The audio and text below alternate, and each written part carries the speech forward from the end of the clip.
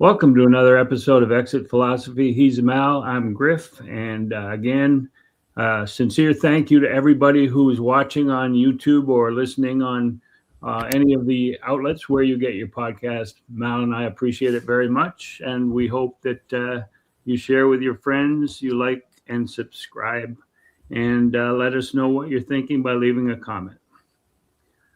Mal, the first day of workouts was Wednesday. We're recording Friday morning. When you went to spring training all those years as Blue Jays PR, years ago, what were some of the early moments in camp, the first day, the leading into it that you cherished? I think it's like most baseball fans. I mean, it's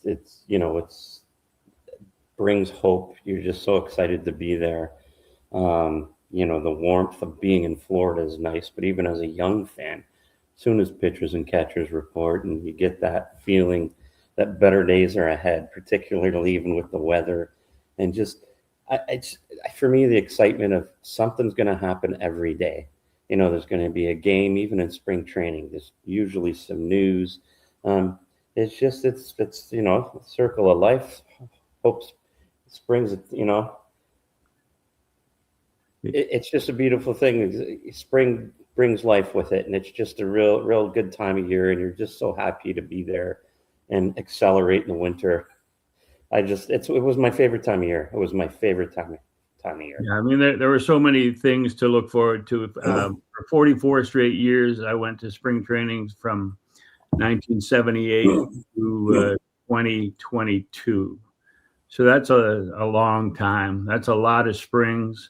And like you said, it's just getting down there. My winters basically for those 44 years ended on Valentine's Day. Because I was either gone. February 11th was my son Pat's birthday. I'd try to get out of there before February 14th so I didn't have to get Debbie flowers and chocolates and stuff. Just ignore it. Just incurable romantic, right? Yeah. But just getting down there and setting up the office with the expos in West Palm or Daytona, and then covering for the Star in Dunedin. I remember you mentioned it, but just getting off the plane, getting a rental car, driving across that Courtney Campbell Causeway with the windows rolled down. Doesn't matter if it was like 60, 55, 80. It was still warm for us. That's right. And I just would laugh every time there was a strip joint on the causeway. And Alan Ryan used to say that was his signal that spring training had arrived whenever he drove by it. One or the other. That made me laugh. But yeah, it's changed a lot, I think, since the advent of so much social media. These guys aren't catching up. You don't have to catch up with most of the players in terms of how their offseason went. You could follow them. You can follow them on social media. So that's changed. That's took a little of the romance away from the first couple of days, but still. It's still nice to physically see everybody. Just, it's just different when you walk into the clubhouse for the first day and everybody is like, hey, good to see you. And, you're making jokes and it's back to normal. The thing I liked about it, Griff, is in PR, it was two distinct jobs, I felt like, the season and the off season. And they were so distinctly different. It was the signal that it was time to turn to the season. Like you say, you get your car, you get on the causeway, and it's like, okay, it's season time. And now it's going to be this every day. And it was kind of exciting, but I always liked the differentiation of the two separate jobs we had. Like, it kind of kept the juices flowing because you shut it down when it's over. It's a different role in the off season, and then ramps up go time. It was just that signal that it was time to go. Yeah, when I was prepping for this, and I thought about a couple of moments with the Expos that still make me laugh. One of them was in 1980 1981 when. 1980 when Terry Francona, who was a Golden Spikes winner, walked in. He was number one draft pick of the Expos, and he walked into the clubhouse, and he had like an extra 30 pounds, and it was all in his belly. I thought he was a bat boy coming into work or something. And like he walked in and said, "Where's my locker?" I said, "Who are you?" He said, "I'm Terry Francona." I went, "You're Terry Francona?" He's skinny legs and a Buddha belly. And I remind him of that moment, and he laughs. But he had been told by Jim Fanning, who was the GM at the time, just relax. Go to all the banquets, because he was the Golden Spikes winner that year. Go to all the banquets, enjoy yourself, and report to spring training and be ready to go. So he certainly looked like he enjoyed himself at all the banquets. And the other one was the year that the Expos traded for Pedro Martinez. And Bill Stoneman was the assistant GM in charge of all the contracts and everything. First day of spring, he walks in and the players are all getting dressed and getting ready to go out on the field. Stoney has a contract in his hand, and his exact question, I was standing at the front of the clubhouse, he went, "Which one is Pedro Martinez?" These days I would say, "What?" Assistant GM doesn't know which one is Pedro Martinez, but didn't hurt Stoney that much. He's going into the Hall of Fame, Canadian Baseball Hall of Fame this summer. So good for Stoney. I can remember when Jose was having those contractual demands, so to speak, and showed up on the first day of spring, and usually it's just all jovial, and you're just slowly moving in. You haven't played any games yet. Everybody's happy. Jose is all on fire already. And it was like the minute you walked in, their first day of spring, and the media is asking because it got, leaked. And you're just like, game on. And he's just so angry about everything, like just with the media, I do remember that because I was the media. Yeah. So.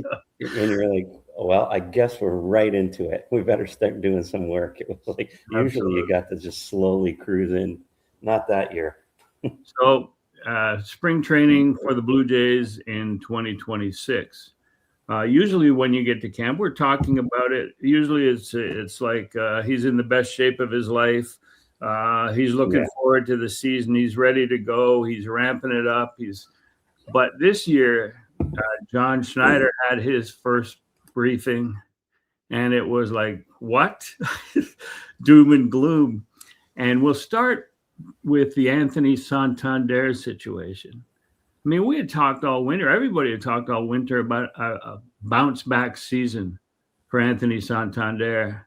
And all of a sudden, John Schneider saying 5 to 6 months, having a left labrum shoulder surgery. And he was being counted on. He had 44 homers in his last season with the Orioles, had a difficult year last year, including injuries, but everyone thought he was recovering, rehabbing. What was your impression when you heard about his setback, which they said was when he started ramping up his hitting in January? No, I mean, complete shock. I mean, you have to think the player is going to be ready. I mean, when you sit back and think about it, Griff, you're going to go, well, the team is obviously, all over this. You don't decide to rehab it all by yourself. However, the team was obviously surprised. And I'm sure we'll get into it very soon, but hence the trade they made. They were not prepared for this news. So, I mean, I think it's an honest, a statement that he did it ramping up. I think that's honest because I don't think the Blue Jays were prepared for this at all. I guess the real question is how is this possible? Like how do you get to the point where the shoulder could get injured that easily? Yeah. That's the story here. But so I don't think. I mean, you can't suggest. No one can suggest that Santander was hiding it in November and December after the World Series was over and everybody. I don't think so. Because, like this guy, these players want to play baseball. Correct. And the fact of taking November and December off and ramping up in January is a normal routine. I mean, that's what players used to do all the time. There are now more players that just work out 12 months a year and then start doing baseball activities after Christmas, after New Year's, whatever. So there's no conspiracy here. But the bottom line is that the Blue Jays need to make some decisions about, because, and like we talked about the middle of the lineup, who would you put in the middle of the lineup? He was supposed to be either a 4, 5, or 6 guy as a switch hitter in the batting order. Now we're back to the situation where the top of the order looks fine, 1 to 3. Bottom of the order looks fine, 7 to 9. We got 5 guys for the bottom. Yeah, right. Yeah, we got a platoon in those 7, 8, and 9 spots. Yeah. But so that is a big situation, and we'll get into how they might be going about solving it. But 5 years and $92.5 million was the Santander deal. So he would basically be wasting the first 2 years of that contract. It looks that way. $65.5 million still guaranteed on the table. But one thing is Rogers' ownership, after the experience of making a shitload of money in the World Series and the playoffs, aren't that concerned about the dollars. So fans, I don't think, should be that concerned about the dollars either. No, they just need to get the player back, because even for the next 3 years, they're going to need him with, Springer's departure and just the whole look of the outfield. This is the guy they're going to need to still be there. So it's really unfortunate that this happened. I mean, I guess you could question how you decide he'll be 100% with rehab. But I mean, like I say, I don't think I think it was a surprise to everybody. There's no question about it. So yeah, would have been a surprise to Team Venezuela too with the WBC coming. For sure. Yeah, for sure. But he's 31 years old, and you mentioned George Springer. And I think it's important that George Springer is there for one more season, and that is a season in which his replacement, if he's not re-signed, his replacement, Santander, would be rehabbing and ready to go in 2027 if all goes well. So he would be available 27, 28, 29 with a club option for 2030 that has a $5 million buyout. So it's not a write-off contract yet. No. But he will bounce back and do what he did in Baltimore, that's for sure. Yeah, that's right. And the path for him to be a big player still exists. Yeah. So the outfield situation now, and we'll get into the trade that happened just before we went on to record on Friday morning with Jesus Sanchez coming from the Astros and Houston repatriating Joey Loperfido, who they had sent over in the Kikuchi deal. Correct. So like Loperfido versus Sanchez, both left-handed hitting outfielders. What's your assessment of that? Well, they needed a guy to play right now. So Sanchez is clearly the Santander replacement. He's not, in my opinion, not near, the player Santander is. But he's a major leaguer, a middling major leaguer that can play the corner outfield.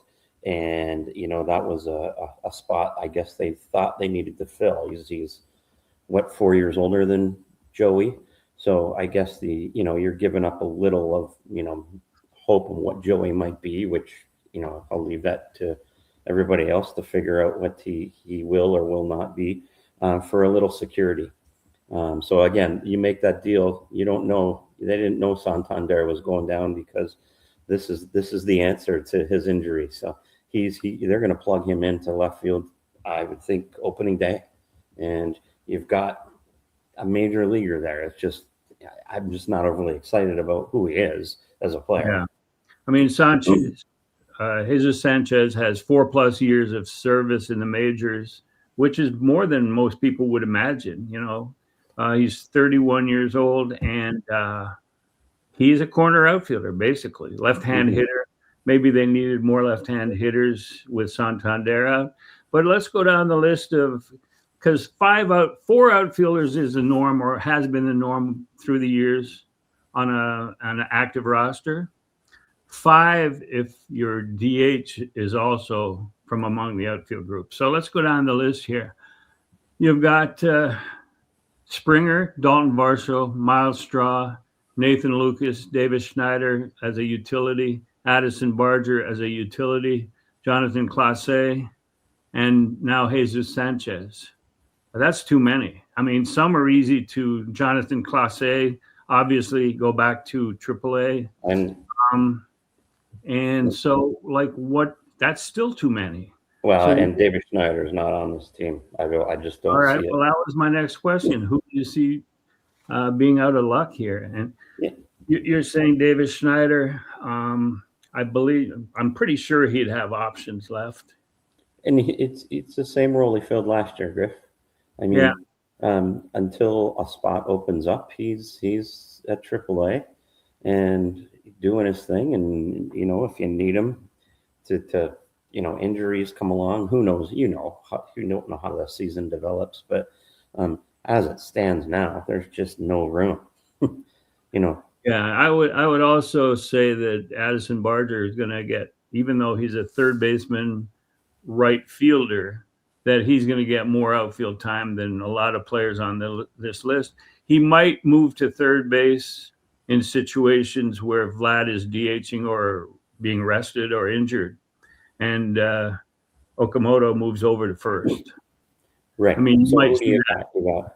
Varsho, Springer, Straw, Sanchez, and who am I missing there? Because of Barger. So that's bad news for Nathan Lucas too.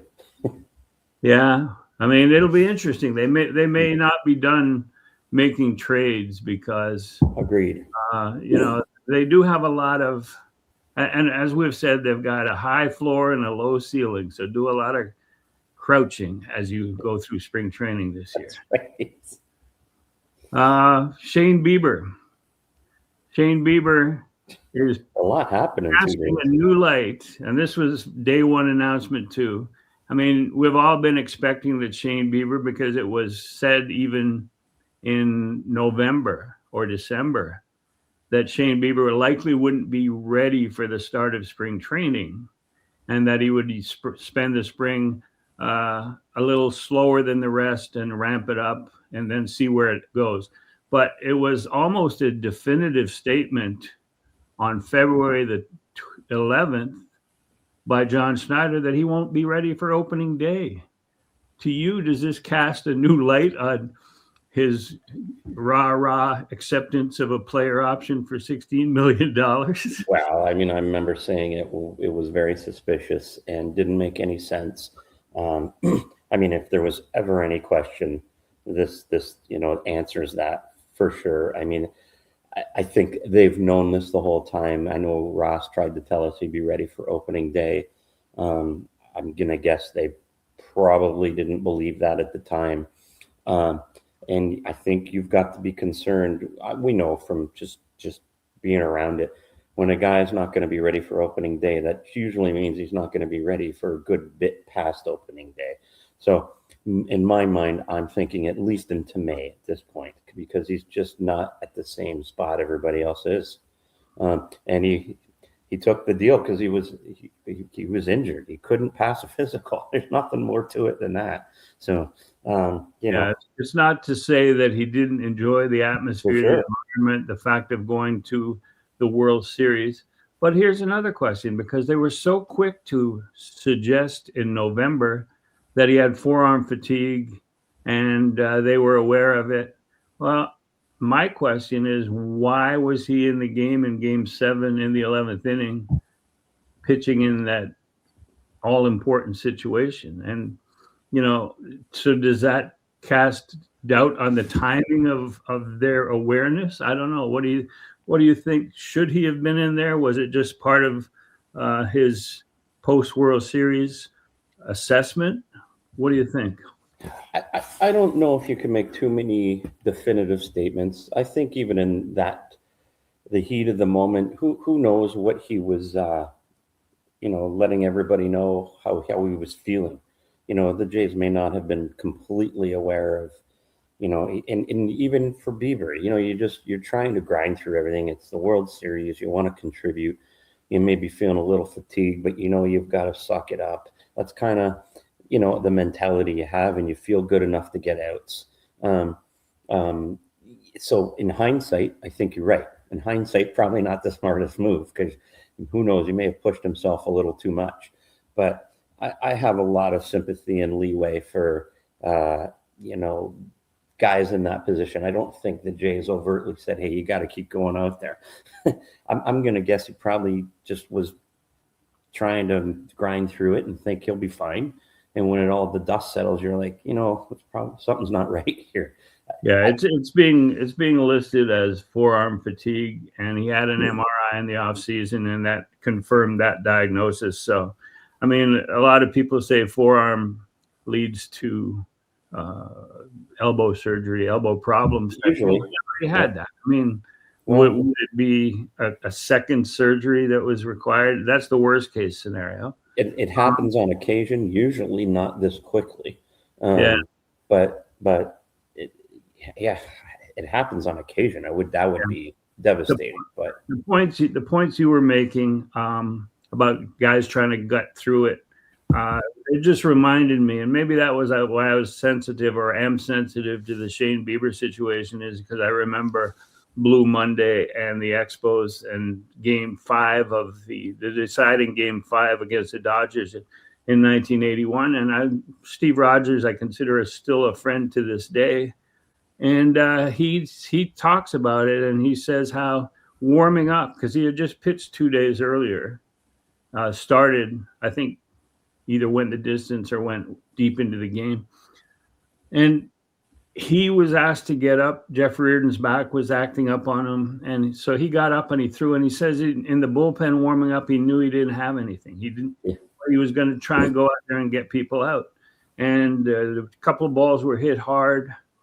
And then when Monday swung, I thought it wasn't going out. I thought it was a fly ball to Andre Dawson. I know. And when Dawson went back to the fence and put his head against the wall, I said, uh-oh. But Steve says that he knew as soon as the ball left the bat that it was big trouble. Yeah.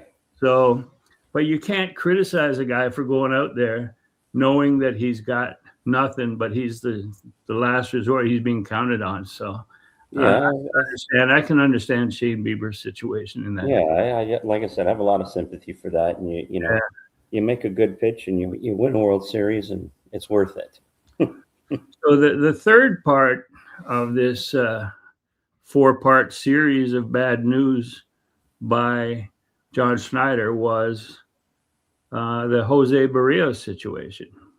Jose Berrios had gone home, had left the team, had pretty much abandoned his teammates, even though he wasn't going to be on the playoff roster through any of the series that they played. But usually, I mean, there were other injured players who hung around and stayed with them as cheerleaders. And John Schneider explained the situation, that he and the front office could have handled it better in terms of explaining to Jose what was going on.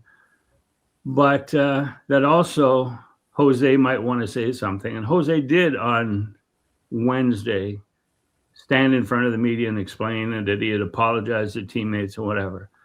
But I have an opinion on how they handled it. And we've talked about it all winter. We've talked about the opt-out that Berrios has after 26, which would leave 2 more years. And the possibility that this situation, the way it was handled, is going to influence his decision on whether to take the opt-out or not. Knowing what we know after the first 2 days of camp, what are your opinions on the Berrios and where he stands, and who was in the right, who was in the wrong, if anybody? Well, I think, again, it just goes to show you what a class act Berrios is. Pure and simple. I don't think he needed to do this publicly. And again, I think if I'm going to be critical, there's a large history of the Jays mishandling players and mishandling messaging and certainly mishandling Berrios specifically. And I think, while Berrios probably in hindsight wishes he stuck around a little bit, you can understand. why he was upset. And it's hard to get a guy like Berrios that upset. So, I mean, it tells me once again, they probably didn't handle it properly, probably didn't explain it well. And I think Schneider's pretty much admitted that too. The good news is you're dealing with such a class act as a human being. You can move past it. A lot of guys will be just like, we've seen it with Manoah. Not that I think Alec is a good dude. He's just less likely to be, find a resolution and find a better path like Jose can. If anybody's criticizing Jose Berrios, they just don't know him, don't know his history, don't know who he is at all. I mean, you can look at the past situations and easily see where it probably started to go wrong. So I got all the time in the world for Jose, and I'm happy that he's back and ready to pitch. He's got a lot of reasons and a lot of dollars to do that too. Yeah, this will not surprise you, Mal, but I blame the nerds. Yeah. That won't surprise you at all. There's a lot of them. But for instance, they take him out of the rotation, and he's a proud pitcher who has gone through a lot and taken the ball every 5 days for 7 straight years, for 8 years. And he's got a chance to end up with 32 starts.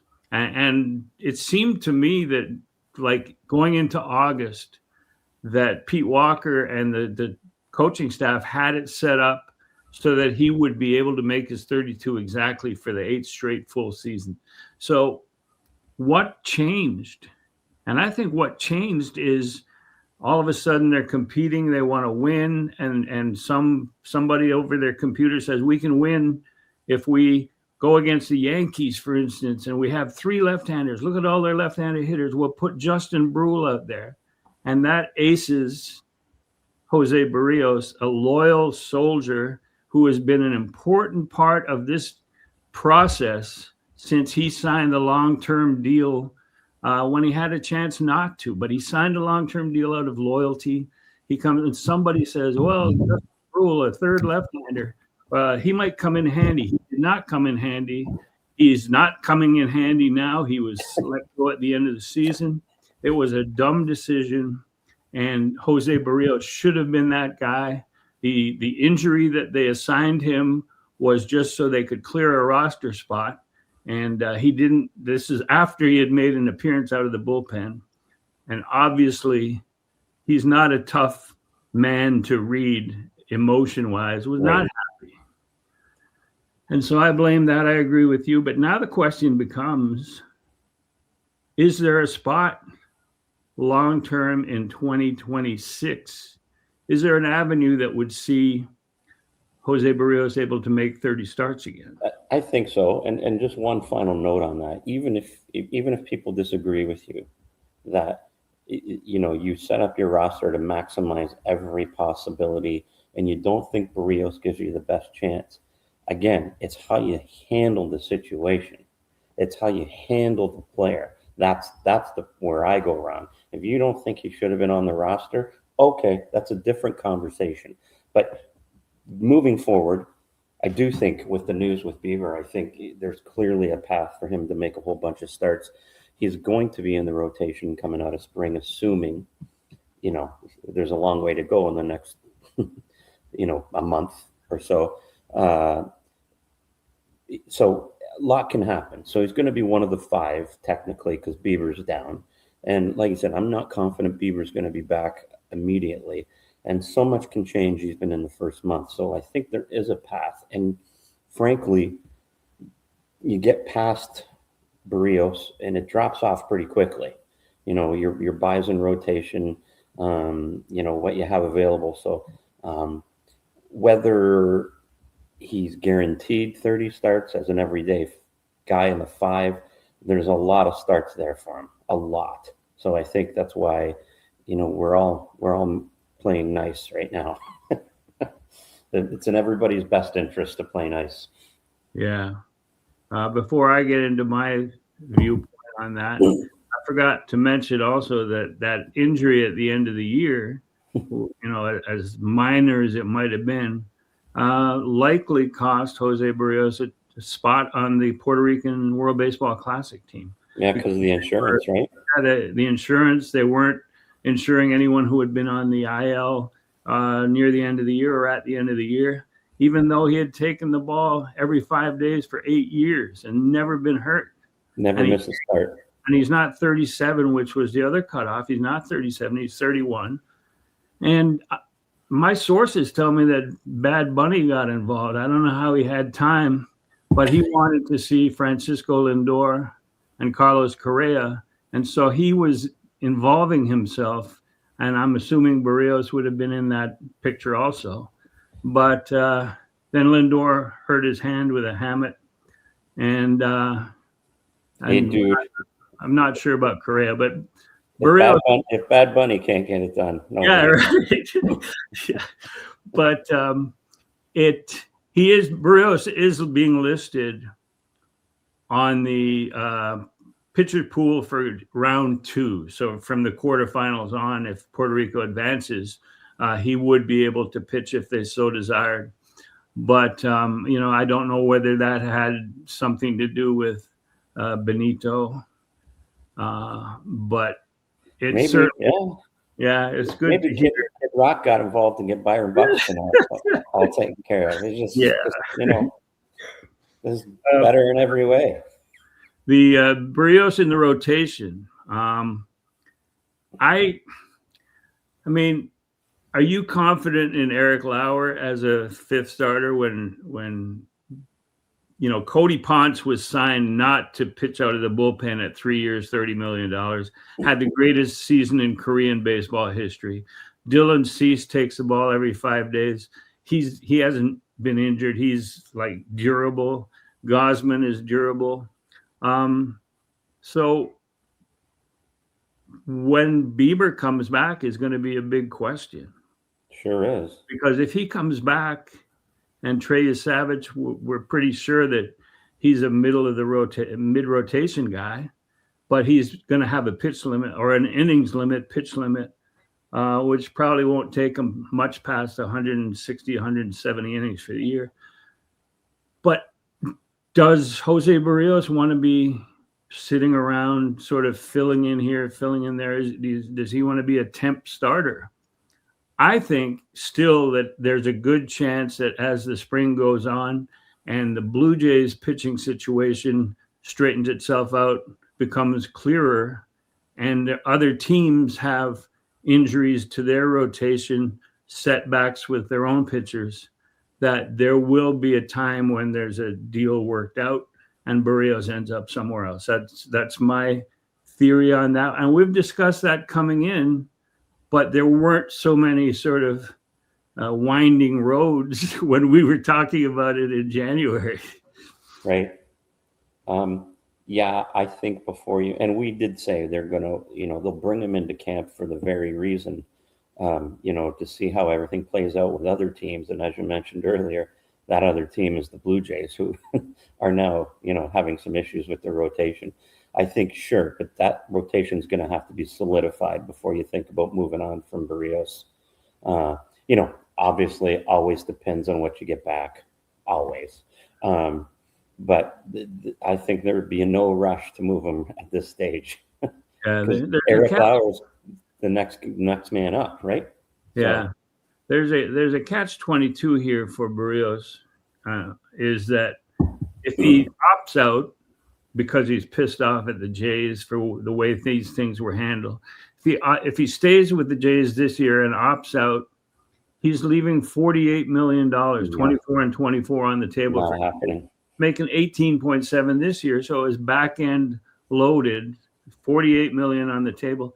So even if they trade him to a team like the Marlins, who might need he'd be right in the middle of that rotation, or any team, they're going to end up eating a lot of that $48 million or whatever he's got left when they trade him. So that is a situation where the Jays don't need a big return in terms of players. They could take a 15 to 30 ranked prospect from an organization and another player, and then eat some of the salary. So it's going to be one of those unusual trades that doesn't look like it balances.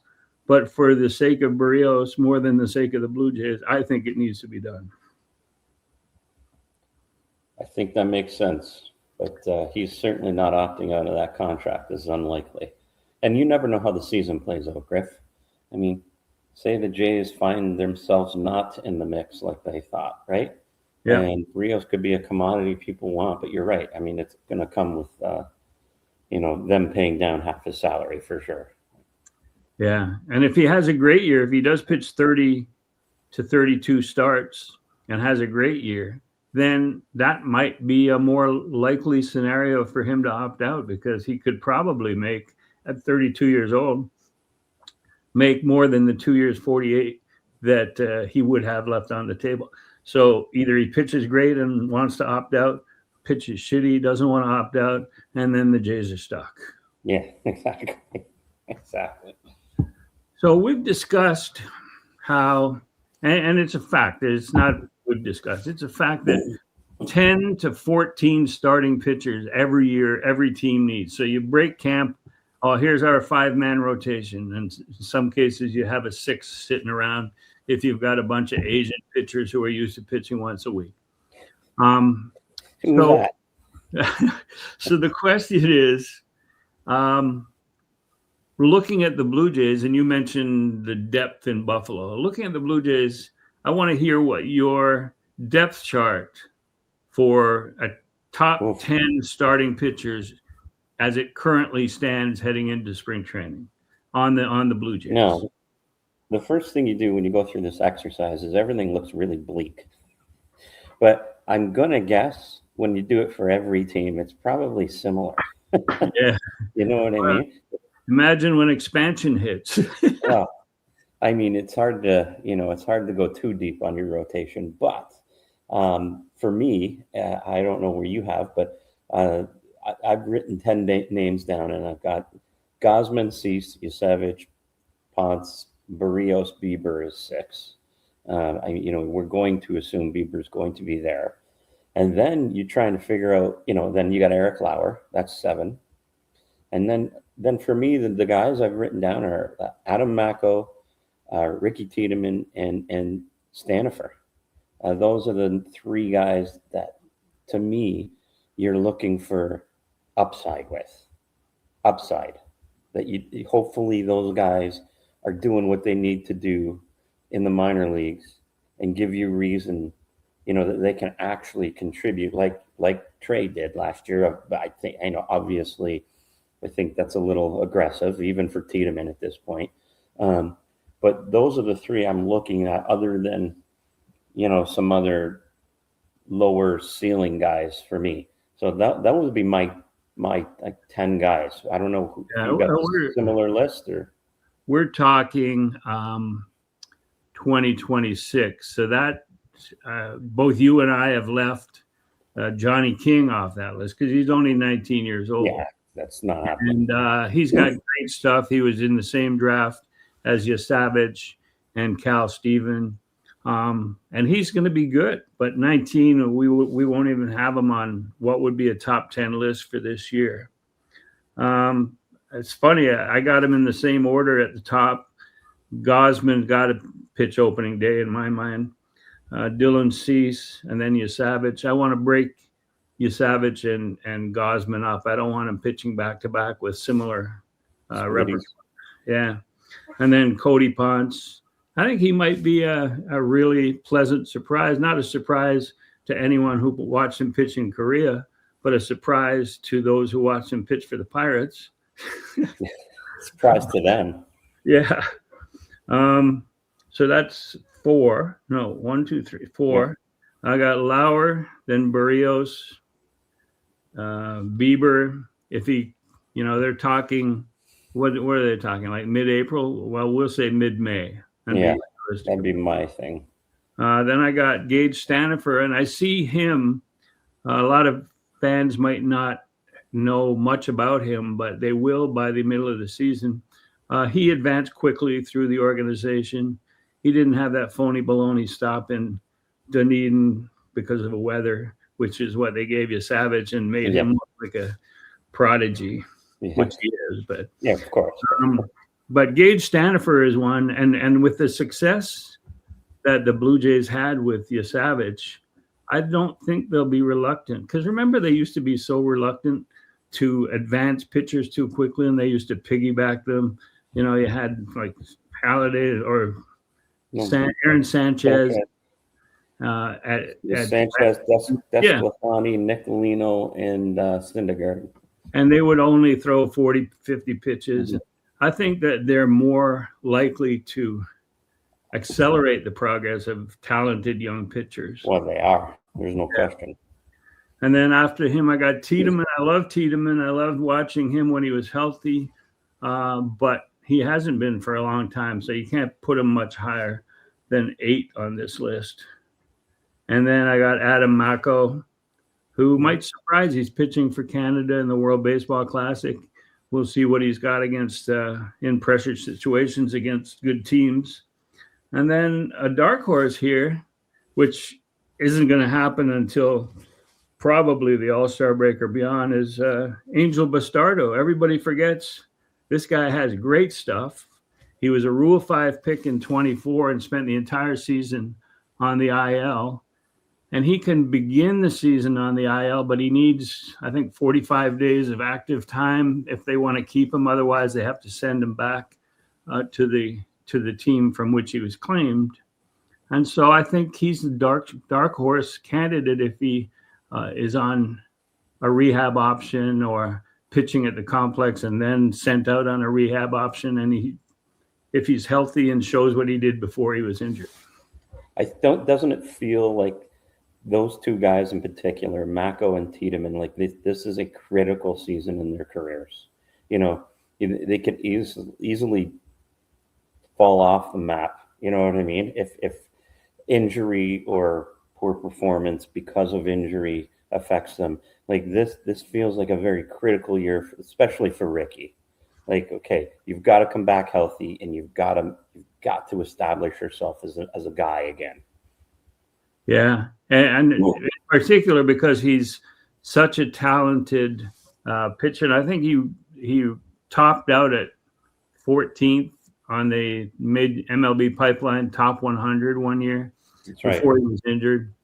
But I could see him, and we're talking starters strictly right now, but I could see him jumping in there in the second half.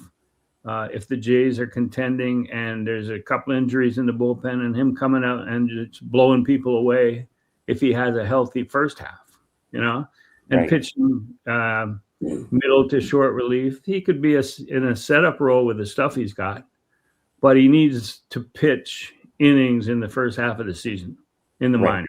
Agreed.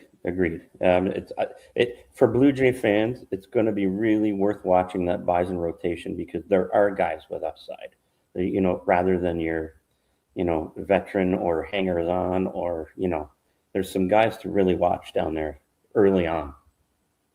Yeah. And I don't really have a clear view of the invitees, but there's always guys that sort of sneak up on you out of the professional invitees that every team brings, and the Jays have about 20 of them right here. Yeah. But one guy that I forgot to mention in the outfield mix. What do you think of Eloy Jimenez? He's got track record. He's 6'4", 250. He's like a stud. And Santander is going to be missing. So there is room, and he's invited to training camp. He was invited.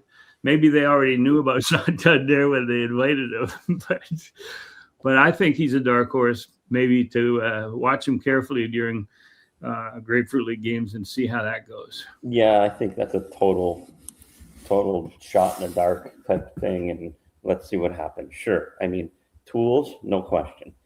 Do I expect anything? Not really, but you never know. You never know. You're right. I mean, he's got a couple plus years of major league experience, and people were predicting stardom for him at one point. The fourth piece of bad news that was announced on the first day was Bowden Francis, Tommy John, out for the year. And that's important, not for this year, but the name coming up lends you or gives pause to the rotation going into the season, because in August and September of 2024, Bowden Francis was the it guy in the organization. I mean, he was threatening to throw a no-hitter every time he was out there. I know. And then so going to spring training in 25, he was given a spot in the 5-man rotation, and hopes were high. And he was in his late 20s, so it's a little different situation. Oh, third member of our podcast. Yeah. It's Jesus Sanchez. Yeah. He wants to talk about his role. What are you talking about?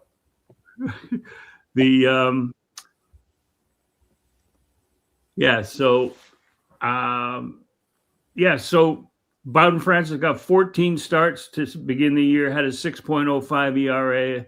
All his peripheral numbers were terrible. And he disappeared. He went on the IL and never showed up again. So that's something to look for in terms of not necessarily Eric Lauer, but somebody on our list that was expected to be good and is not going to be good. Now, there's a fair criticism. I mean, everybody's banging on the Santander thing. What are we waiting for with Bowden Francis? Like, why did he have the surgery? You know what I mean? When he did. Yeah. Like I get it. Everybody's kind of forgot about him. Like, so, in fairness, but he just had it. What happened between his 6.05 going on the disabled list, or the injured list now, and now figuring out you need Tommy John surgery? That doesn't make any sense to me whatsoever. Yeah, that's a much better. You're right. That's a much better question than the timing of the Santander injury. Right. So, and Bieber's not having any surgery. He had an MRI, so you can't second guess the development there. But certainly with Bowden Francis, maybe they just wanted to make sure Bowden Francis was out for the full year, and then when he gets healthy, just let him go. Right. He gets a full year of salary. Right. Which isn't that much, really. I mean, it is for you and I, but not for a major league player. It's still worth it for him too. Yeah. So like free agent starting pitchers, there's a lot of guys that are in the last couple of days have signed that were on the free agent list that at one time were big names and then are signing 1-year deals late as camps are opening. And I mean, that's a caveat to the joy of becoming a free agent, is that you're not necessarily guaranteed anything. Here are the guys that starting pitchers that are still left that are rated: Zach Gallen, Lucas Giolito, Scherzer, Walker Buehler, Zach Littell, I think is still out there, Nestor Cortez, who is going to be a great pitcher for the Yankees, and Julio Urias, who has personal problems that I don't think anyone's going to sign him. But free agency isn't always the blessing that people suggest it's going to be. Wouldn't you think at this stage, if you're Max Scherzer, you don't sign anywhere and you wait to see how it all plays out and see if you can just be that hired gun, after the All-Star break, and just keep yourself in shape and just see who's in it, and if the Jays are in it, and depending on how things break, you just keep your options open. I don't think if I'm Scherzer, I'm in a hurry to sign with anybody, even if I think they're a good team at this stage. I mean, clearly, if they pay you, not that he needs to worry about that anyways, but if I'm Scherzer, I'm just kind of staying healthy, saving my bullets. Let's see what happens. Let's see what happens. It's a brilliant suggestion, because he didn't have 162 games in him last year. So if you're realistic enough about your own abilities and about your own endurance at 42 years old, and you know that you can help somebody down the stretch and in the postseason, that's beautiful. And maybe you've already said, and if he's got a penchant to return to Toronto, you're more than happy to wait it out. And you're like, okay, hopefully that's the place I go. Yeah. They need me. Who knows where the rotation settles in or doesn't. And if they don't need you, there's certainly teams that would take a shot at a Max Scherzer making a 4 or 5 starts down the stretch, I bet you. Yeah, so Scherzer would be like the equivalent of Rosie Ruiz in the Boston Marathon. You take the subway halfway and then you jump into the race. In the race. You're putting olive branches on your head. You're arrested. Going into the season, this is going to be a season where tapping your helmet, you got to be careful because you're challenging a ball and a strike call. We've discussed it before. I like the concept. It's going to be starting in spring training, 2 challenges, two challenges per game, 2 failed challenges per game, and then 1 in each extra inning, a new challenge in each extra inning. Are you still on board as this being a really good progressive sign for baseball? No, I hate it. You know that. But it's going to be fun. It's a quirky wrinkle. The only thing the reason I don't like it, Griff, is because it leads to full-time robot umps, and I think that changes the game entirely, changes how the catching position is, and I'm just not really a fan of bringing that much, technology into the game where every pitch is impacted by technology. And that's what's going to happen, because what you're going to have is you're going to have your 2 or whatever challenges they have. Then you get to extra innings and you get a challenge every inning. And then something's going to happen where a big moment where you can't challenge it and everybody's going to be up in arms. And eventually you're going to go, well, why don't it just make sense to use it on every play and every pitch? And that's when the game is not the same. And there's nothing wrong with mistakes in the game. Umpires are human. There's nothing wrong with you having to figure out how to deal with another person's interpretation of the strike zone. That's the beauty and art of the game. We don't want to take it away. I could go on forever, and you know how this goes. It bothers me, and I'm probably, the longer this goes, I'm on an island. I know you don't think the same, and I think there are others that think we should use it all the time. I think it takes away from the beauty of baseball. Guess what? Deal with it. Deal with the strike zone and replace bad umpires. Get better ones. That's my solution. Yeah, well, you're right. I disagree with you there, but only if it doesn't lead to what you're saying and a robot Armageddon of calls made by, like non-human beings. And as it stands right now, you're going to have guys like Alejandro Kirk who really understands the strike zone. Agreed. Probably winning a couple of games for his pitchers just by making the right call. I wouldn't have a pitcher call it. I wouldn't have a hitter call it. The worst would be Vlad Guerrero. Would be out of challenges by the second inning, That's right. But the Kirk, I would trust. Hopefully it doesn't go beyond that, but it's going to make bad umpires focus.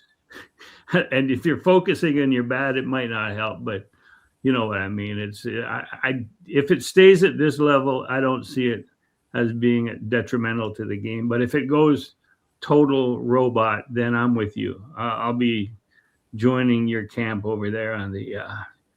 It's going to be. We'll have lots of room over here. I promise you. It's pretty lonely. Yeah.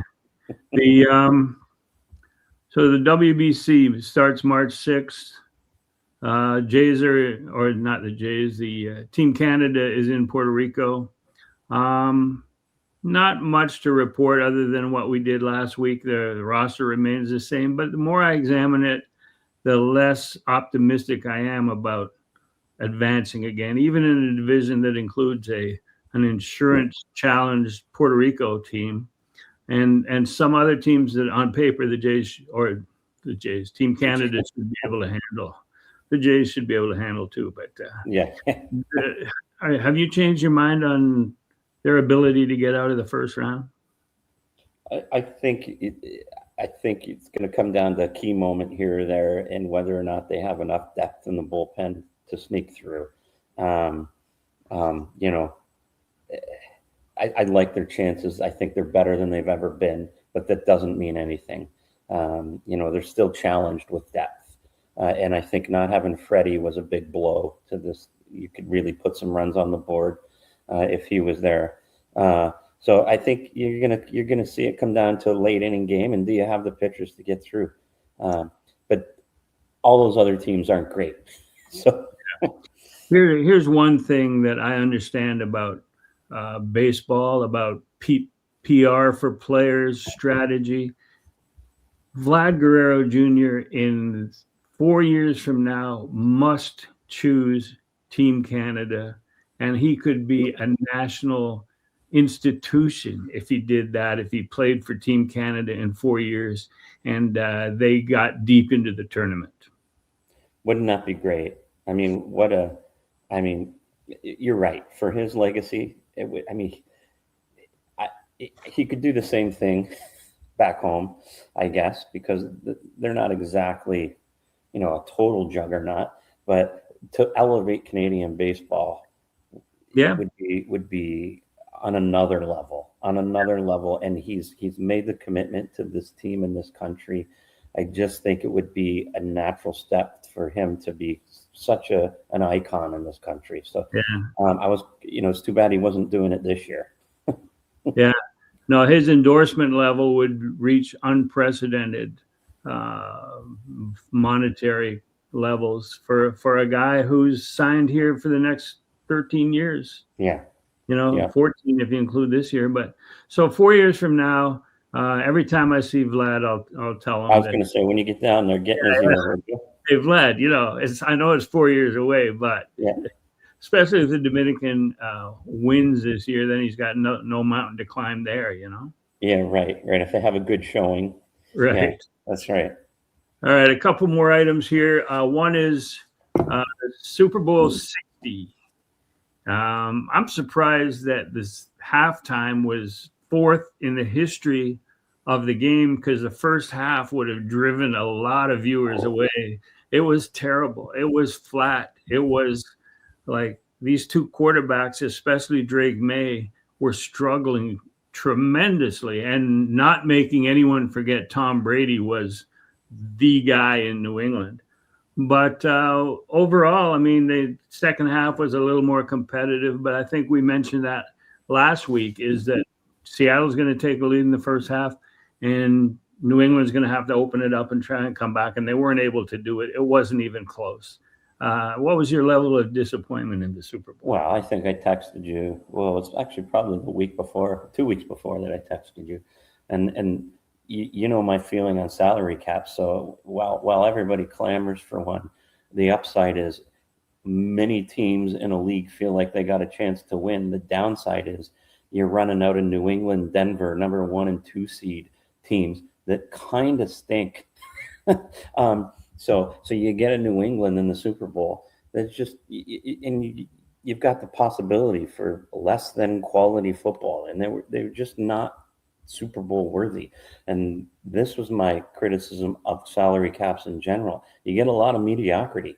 You might like it that your team has a chance to get in and win the tournament if you're in the playoffs, but you also got to watch a lot of shitty average football, baseball, hockey teams when they get to that level. And that's what I don't like. It was a lousy football game. Seattle wasn't great. Sorry. Like defensively they were. But let's just stick to criticizing the salary cap, because baseball doesn't have one. It's going to be a big part of the negotiations after the season with the new collective bargaining agreement. But you look at the teams and you talk about the great teams that didn't make it to the Super Bowl. There were like 5 or 6 of the best quarterbacks in the game. And you look at their teams, and because of the salary cap, you can't spend money on the rest of your roster. You're spending on the quarterback. And in the case of the Bengals, for instance, they got 2 wide receivers eating up a lot of it. So like your grunt positions, which are as important as anything to winning and advancing to the Super Bowl, you can't afford to because of the salary cap. Yeah, So you have to move your talent. They have to disperse the the Bengals can't keep their quarterbacks receivers. are being wasted. So we both agree the Super Bowl sucked. You like the halftime show with Bad Bunny? I mean, that it bothered a lot of people in the States. I thought that was kind of comical. So the show was excellent. I mean, I'm not a Bad Bunny guy. I'm sure that won't surprise you. I've just never really listened to his stuff, but it was fun to watch. It was great to see Lady Gaga do her thing up there, and good old Ricky Martin from back in the day. And I thought it was fun to watch. But I mean, I don't take those things very seriously anyway. So, would I have rather seen an act that I can associate with? Sure, but it's not for me all the time. They're trying to grow the product, grow the game, reach new people. So I fully respect that, and it obviously hit with a lot of people. So yeah, fair enough. I found it joyous and joyful, and the choreography and the story that was being told was great. I remember hooking on to Bad Bunny in 2019. Traveling with the Blue Jays. Well, that's more your style of music. I would check with Charlie Montoyo and Tito LeBron to make sure, I would, if I needed a translation, I would ask. And then I go, oh my gosh, how's he ever going to do a Super Bowl? But yeah, no, I thought it was great. And for those who say, well, I didn't understand a word of it, does that mean that like halftime could never be a selection of Beethoven and Bach, and because they don't speak English either? I mean, like, there's no words. They're symphonies. They're musical pieces. You can't do opera either, I guess. Right. Yeah, that's right. Yeah, well, narrows down the field. Yeah, well, it's the narrow field. Yeah. Last item here is the Niagara Ironbacks. Yes, sir. Beginning of the season. What's opening day? June the 3rd? June 3rd for us. And obviously, if anyone hasn't seen it, I'm happy to announce that our field manager is returning for another season in 2026. He did such a tremendous job with the young group of men last year that I'm happy to say Rich Griffin is returning. So thank you very much, Griff, and congrats. And I'm very happy about it, obviously. It was a hard negotiation, but we got it done. I appreciate it. And, I told those boys, I told those kids that before the season started that I've never managed in all my years in Oakville and Burlington, never managed a team that finished under 500. And I didn't plan on it happening last year, but it was such a late start for you in putting a roster together. My fault. We were under 500 by a lot. But to me, one of the reasons I'm coming back is because I don't want that record to be my final record. And I was so proud of your young players, your collegians, that competed through the month of July, owned July in a way, and knocked some teams ahead of them out of their playoff spots, and never allowed the team record to get in the way of playing hard and competing to the end. And that was really emotional, and really the factor that put me over the top into coming back and doing it again. Well, I'm excited to see what you can do with this new group of young men. So I think you'll find, things, the guys are going to be great. I think we're ahead of the game as opposed to last year. So it's going to be a lot of fun. Yeah, I need some refurbishing in my office, but we'll talk about that later. I missed that part of negotiation, but okay, we'll get something done for you. Anyway, that wraps it up for this edition of Exit Philosophy, and thanks for listening. Don't forget to leave a comment, and we'll be back at you next week with more developments, maybe more trades, more injuries, whatever. But now that camp is underway, we will have stuff to talk about. We'll be with you. Yeah. All right, Mal, thanks for co-hosting, and thanks everyone for listening, and we'll talk to you next week.